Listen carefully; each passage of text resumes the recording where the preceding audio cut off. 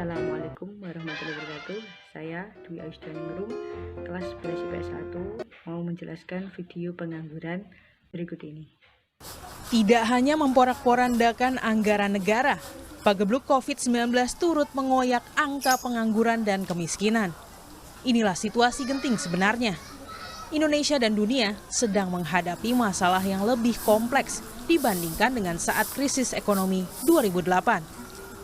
Pembatasan sosial berskala besar alias PSBB menyebabkan penduduk kehilangan pendapatan. Angka pengangguran dan jumlah penduduk miskin pun menganga. Penghasilan kalau semenjak corona terus terang menurun. Iya, menurunnya karena saya kan konveksi berdagang gitu kan. Yang belanja jadi yang biasanya belanja nggak belanja gitu. Nggak belanja, jadi otomatis nggak ada yang belanja, jadi nggak ada masukan gitu. Samping adalah jenis pengangguran siklikal, yang artinya pengangguran yang menganggur akibat impas naik turun siklus ekonomi, sehingga permintaan tenaga kerja lebih rendah daripada penawaran. Itu disebabkan oleh penyebaran virus corona yang berbanding lurus dengan interaksi dan kontak langsung manusia. Semakin tinggi kontak dan interaksi, maka semakin besar kemungkinan untuk tertular. Oleh karena itu, berbagai negara menetapkan kebijakan pembatasan social distancing.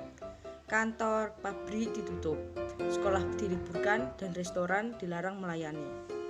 Warga dilarang keluar rumah kecuali untuk urusan yang mendesak dan sebagainya. Social distancing mampu menghambat laju persebaran virus corona. Namun, kebijakan ini harus dibayar dengan harga yang sangat mahal, yaitu aktivitas ekonomi jadi mati suri. Dunia usaha dibikin pening karena pemasukan minim, bahkan mungkin nihil. Sementara argumenter biaya terus bergerak. Efisiensi yang sulit dihindari dan salah satu jalannya adalah di PHK. Itu saja penjelasan dari saya. Wassalamualaikum warahmatullahi wabarakatuh. Terima kasih. Assalamualaikum warahmatullahi wabarakatuh.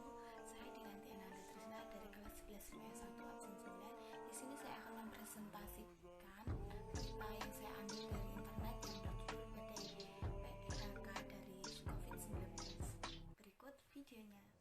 Gelombang PHK mulai terjadi. Jumlah pekerja yang terkena pemutusan hubungan kerja dan dirumahkan mencapai 2,8 juta. Direktur Jenderal Pembinaan Pelatihan dan Produktivitas Kementerian Ketenagakerjaan Satrio Lolono menilai lonjakan PHK dan pekerja dirumahkan sebagai dampak ekonomi di tengah pandemi virus corona. Ia mengaku mengungkap data gabungan dari Kemenaker dan BP Jamsostek atau BPJS Ketenagakerjaan. Berdasarkan data Kemenaker, 212.000 pekerja dari sektor formal terkena PHK. Kemudian pekerja formal yang dirumahkan sebanyak 1,2 juta dari sektor non-formal.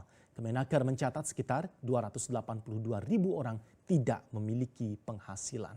Sementara itu berdasarkan data dari BP Jamsostek, pekerja yang dirumahkan dan terkena PHK mencapai 454.000 orang dari sektor formal dan 537.000 orang dari sektor non-formal.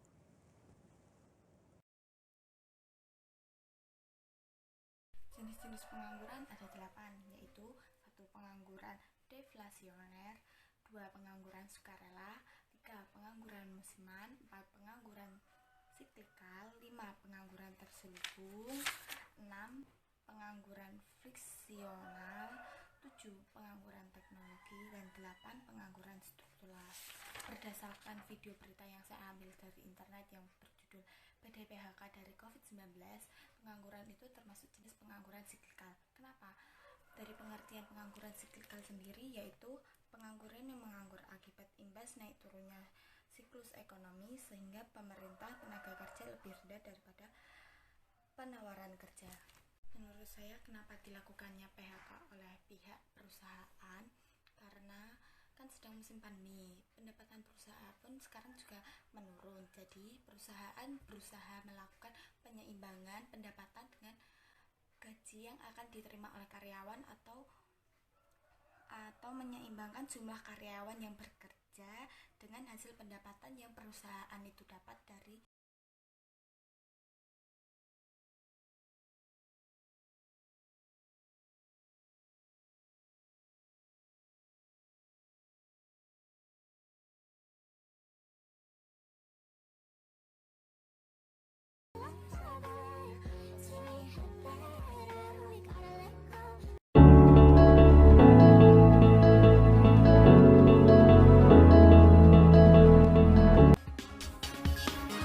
Kembali bersama kami di CNN Indonesia Business. Badan Pusat Statistik mencatat dari 131 juta orang angkatan kerja di Indonesia, sebanyak 5,34%-nya atau 7 juta orang diantaranya merupakan pengangguran terbuka. Kepala BPS Suharyanto seperti dikutip dari detik.com menyatakan angka pengangguran sebanyak 7 juta orang didominasi oleh masyarakat lulusan sekolah menengah kejuruan sebesar 11,24%, lulusan SMA 7,95%, lulusan diploma 3 6,02% dan lulusan universitas 5,89%, SMP 4,80% dan sekolah dasar sebesar 2,43%. Jumlah penduduk usia kerja di Indonesia sebanyak 194,78 juta orang.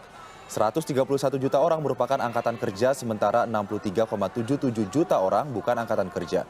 Dari 131 juta orang angkatan kerja tersebut, 124 juta orang bekerja sementara 7 orang merupakan pengangguran.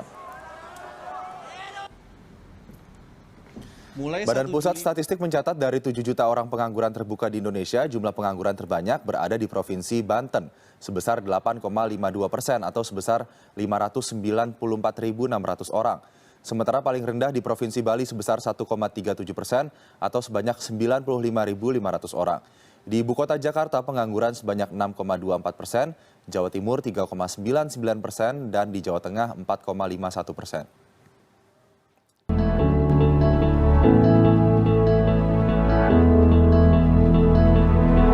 Without you, I remember myself, my name.